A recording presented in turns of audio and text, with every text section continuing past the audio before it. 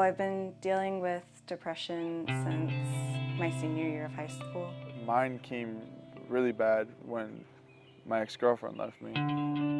One thing triggers this feeling of, you're worthless. I just think, why am I here? And it's more of thoughts like that, like maybe it would just be better if I just wasn't here.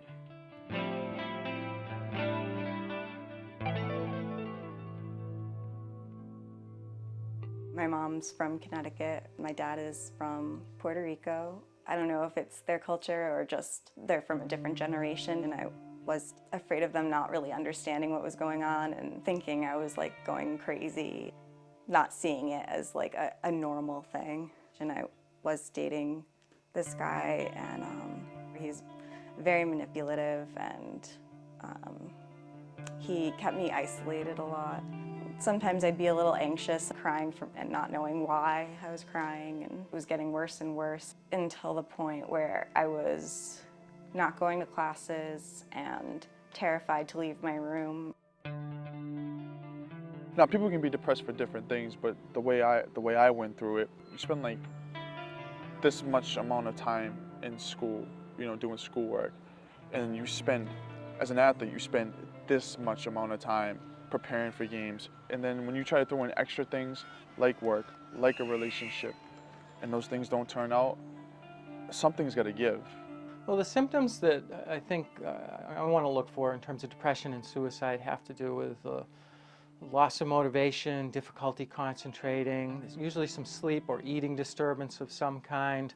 A real concerning one is hopelessness. If there's a sense of hopelessness or worthlessness, that's concerning in terms of suicidal ideation.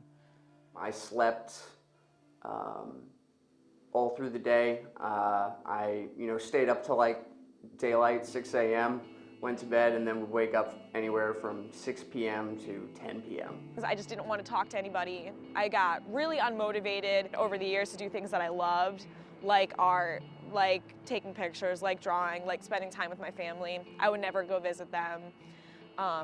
Became very much of a loner. You don't want to do anything. Like, I didn't go to class. I didn't care about sports. I didn't even care about myself. My parents were being so loving and like taking care of me and dutiful, but I just couldn't feel anything for them. And I would get, irritated really easily, but I just didn't feel like human at all. I started drinking heavily at work, in class, not going to class, and I would get hives all over my body when I didn't want to talk about something. So that was just like the physical symptoms of it. I was chain smoking, getting involved with the wrong people. Like I said, I was drinking a lot, trying to just kind of forget about it. Some ways taking risks that are unnecessary, walking alone late at night, driving too fast in a car. Certainly substance uses of alcohol and other substances in a risky fashion are concerning indicators. I would always find a reason to drink because it was the only thing that made me feel back kind of to my normal self. It made me able to socialize with my friends and sort of feel happy again. I was definitely out of control just because I was giving in to that, desire to not feel those negative feelings and do whatever it took to get away from them.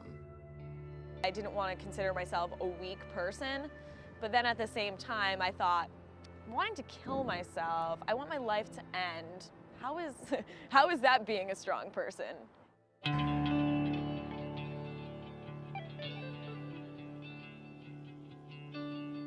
I talked to my friends about what's going on with me. Even if they didn't know what to say, they listened and they encouraged me to feel like I could talk to them about those things. Your friends are your friends. If they're good friends, they're true friends, they're going to talk to you, they're going to help you out. Because I personally feel like anyone can get through anything as long as they have someone they believe in. I would encourage them to, say, if you want to talk, I'm here to listen. We can talk for 5 minutes, we can talk for 3 hours. Not, saying that the person is doing bad things, but going into it and saying, you know, I see that you're struggling and you're not happy. When my mom called the dean, I was mad at her. I was really mad at her, but then I understood why she did it, and I was actually, not that I was happy, but I understood. Like, if you really care about that person, you need to intervene, and whether or not they like it, you gotta have some type of intervention, because you don't want to see someone you care about gone. Go away.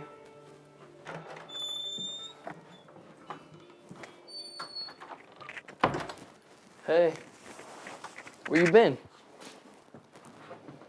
I've been calling and texting you for a couple of days now. You haven't been online. What's going on? I don't want to talk about it. You haven't been at school all week. Come on, we're graduating this year. I've been busy, okay? Busy? You've been busy doing what? You've been acting really distant lately. I'm not the only person who's noticed. Listen, I'm tired of everyone annoying me, all right? Honestly, I don't think I'm gonna graduate. I mean, I might not even be around. What? I don't get it. I just want to end it all. Alright, dude, you're really freaking me out right now. I just can't take it anymore. Everything sucks.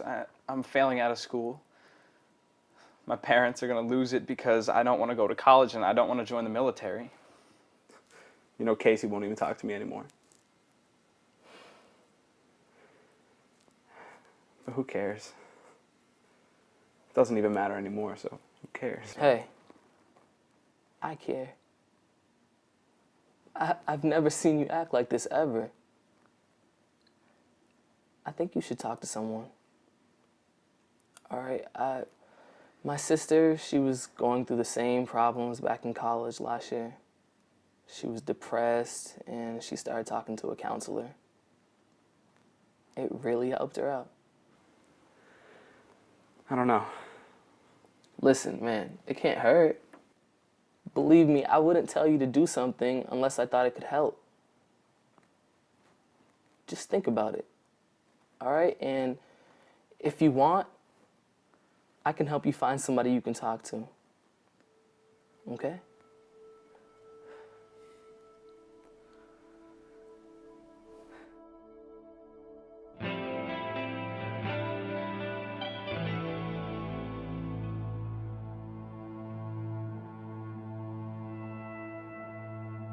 I think some of the fears or misconceptions that people have about counseling have to do with just what happens in that office, what goes on, that lack of understanding. Sometimes they think that we're going to try to uncover deep, buried, dark secrets, that they're going to learn something about themselves that they didn't know that will be terribly devastating.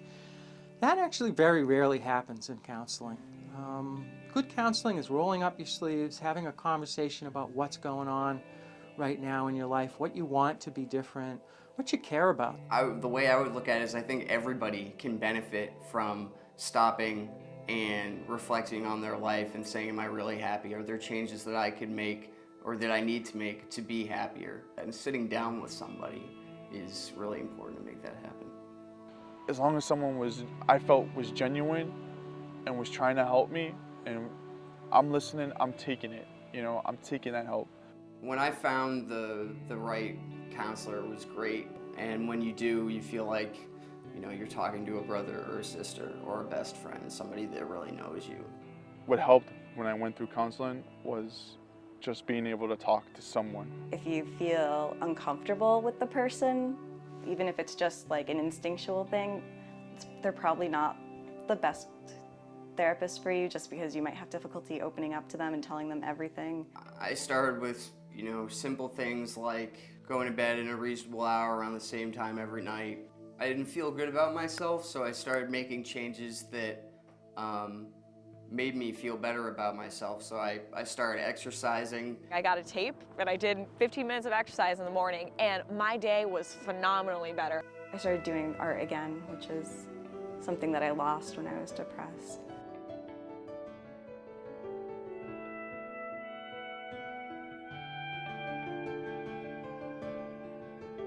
I think it's really important that you find people to connect with. If you start making behavioral changes, you will have, positive psychological changes that accompany those. I'm not saying every day is easier with medication and therapy, but it definitely makes it easier to deal with depression. When I made the commitment to, work with someone and, really confront the issues that I was having head on, and I made, some initial progress, it was unbelievable. It was like a new world. It was like possibilities that I could never have imagined. I was in the same seat that these people are in, saying, no, not me, yeah, this doesn't apply. But, I'm here, I'm real. It just makes me so happy to have the people that I have around me that were so caring and supportive when I needed them. It changes you. It makes you who you are. And then being in that state, you become a new person.